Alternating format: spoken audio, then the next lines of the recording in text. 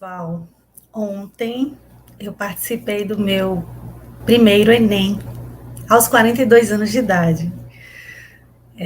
Para quem não me conhece, eu sou Gisele Shaw, tenho um doutorado em Educação e Ciências, tenho um mestrado em Ensino, História e Filosofia das Ciências, graduação em Pedagogia e algumas especializações.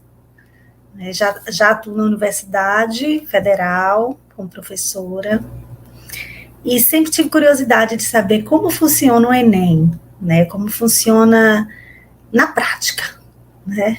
Tá lá dentro e poder viver um pouquinho sobre isso e ver porque o Enem causa tanta ansiedade nos estudantes, causa tanta angústia, né?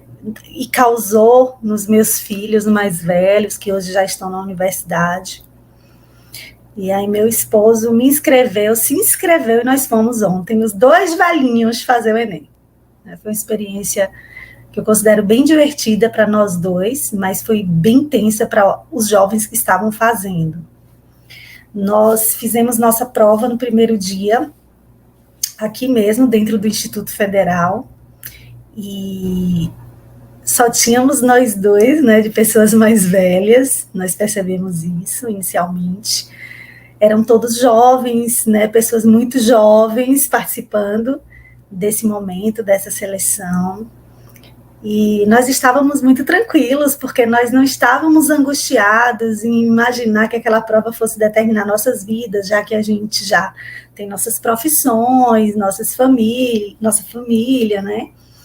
Mas, assim, nós notamos quanto os jovens, de modo geral, não estavam emocionalmente preparados para aquele momento.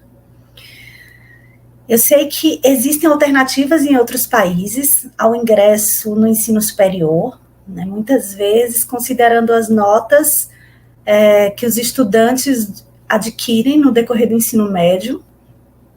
É muito complicado em pensar, né, nessa possibilidade de não haver um exame nacional aqui no nosso país, dado que a nossa educação ainda não é considerada uma educação de qualidade, né? Ainda existem muitos problemas no nosso sistema educacional, e quando a gente fala de avaliação da aprendizagem, é uma questão muito séria e muito problemática em nosso país, já que muitas vezes se avalia para classificar os estudantes, para selecionar como se todos fossem iguais e todos aprendessem da mesma forma, ao mesmo tempo, e a gente sabe que na realidade isso não acontece. A avaliação da aprendizagem deveria ser um instrumento para que o professor pudesse verificar o que o estudante não aprendeu e o que ele já sabe, para que a partir daqueles resultados o professor pudesse planejar suas aulas de maneira que aqueles que ainda não aprenderam possam aprender, né, os conteúdos propostos. Ainda que seja por meio de uma outra metodologia, de uma outra forma de ensino, ainda que seja tentando entender porque alguns estudantes não conseguiram aprender por meio das aulas já dadas, né?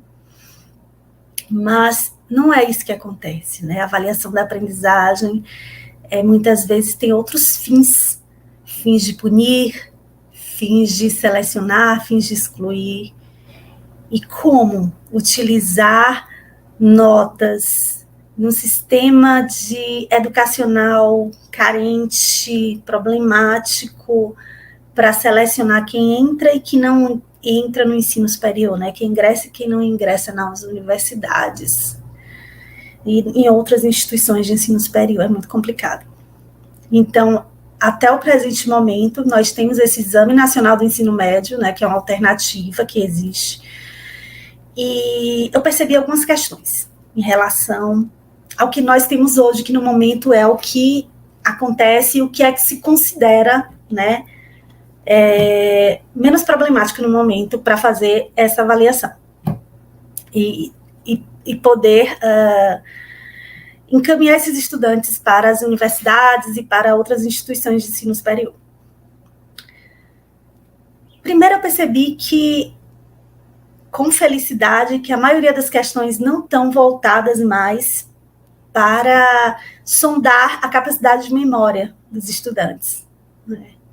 E de reprodução do que os professores falam, do que os livros dizem. Boa parte das questões estão pedindo interpretação textual, requerendo que o estudante consiga mostrar que ele tem um bom raciocínio lógico. Infelizmente, nas escolas não estão ensinando o estudante a pensar, mas no Enem se requer que o estudante saiba pensar, saiba raciocinar, né? Então, isso já é uma incongruência.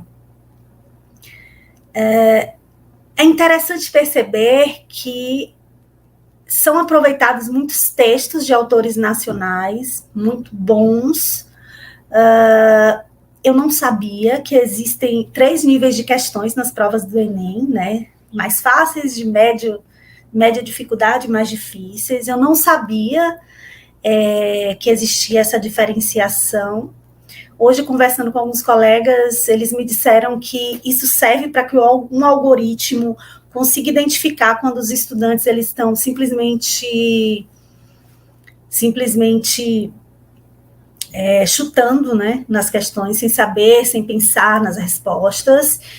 E realmente isso é bem interessante. Eu não conhecia esse sistema, ainda não tenho conhecimento, né, porque a função desse vídeo é só a narrativa mesmo. E uma outra questão é que essas questões que podem ser as que eu considerei mais difíceis, muitas vezes estão relacionadas a conhecimentos sobre alguns autores que não são adequados, né, a sondar conhecimentos de estudantes de ensino médio.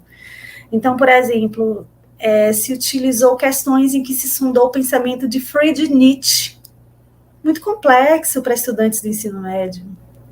Se questionou sobre o movimento da Escola Nova, né, do início do século passado. Penso que para sondar conhecimentos de estudantes do ensino médio, não é adequado perguntar sobre a Escola Nova, né? Existem outras questões que são mais gerais e mais imprescindíveis que os estudantes do ensino médio pensem e reflitam.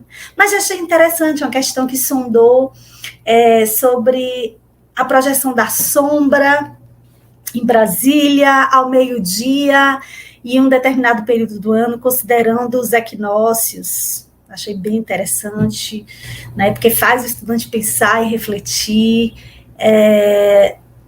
O tema de redação, achei muito generalista, né, perguntou sobre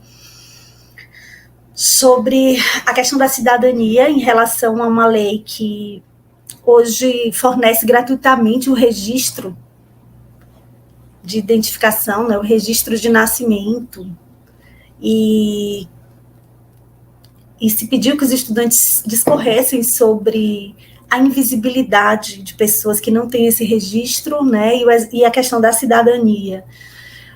Acredito que nesse momento tem outras questões que seriam mais interessantes para ser discutidas, por exemplo, a inclusão, questões raciais, acredito que nesse momento seriam bem importantes, outras questões políticas, né, que poderiam fazer os estudantes mostrarem opiniões ideias mais interessantes e mais originais. Eu acho que outros temas explorariam melhor o pensamento desses estudantes.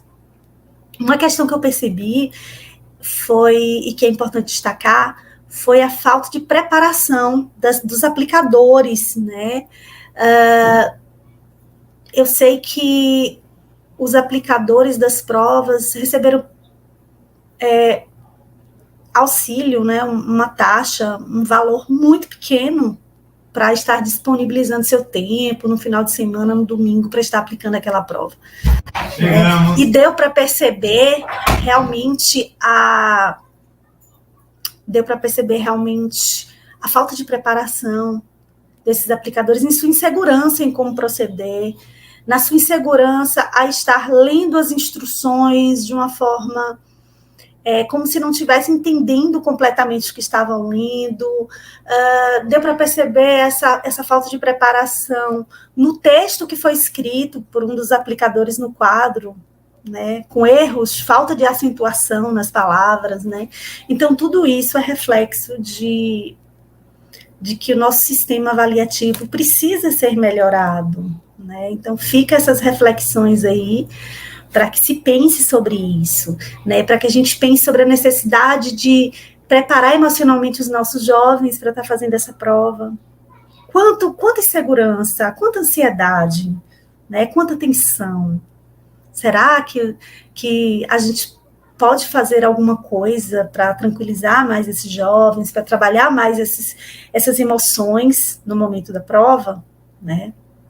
Como é que a gente poderia ajudar esses jovens? A gente poderia pensar em algumas alternativas, né? O governo federal poderia estar pensando em algumas alternativas para tranquilizar mais esses jovens ou para fornecer um serviço de apoio, né? Então, fica aí a reflexão. E no domingo que vem tem mais, tá? Vou contar a experiência do segundo dia. Mas está sendo uma experiência bem legal, está valendo a pena. E vamos que vamos!